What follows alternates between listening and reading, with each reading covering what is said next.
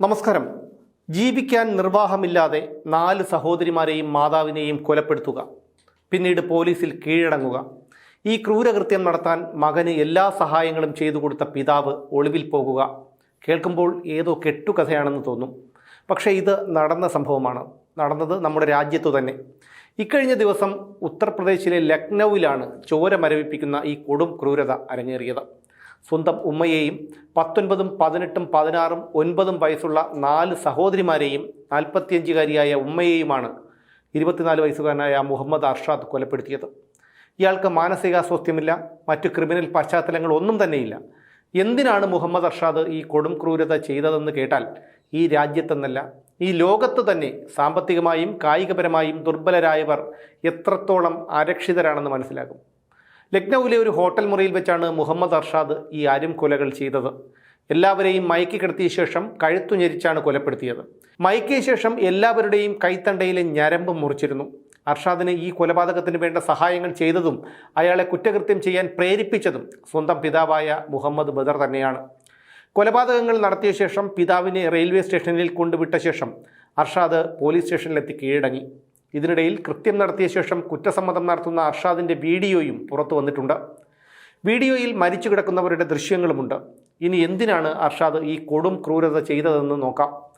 തൻ്റെ അയൽപ്പക്കത്തുള്ളവരുടെ പീഡനവും അടിച്ചമർത്തലുമാണ് തന്നെക്കൊണ്ട് ഈ കൊടും കൃത്യം ചെയ്യാൻ പ്രേരിപ്പിച്ചതെന്നാണ് അർഷാദ് വീഡിയോയിൽ പറയുന്നത്.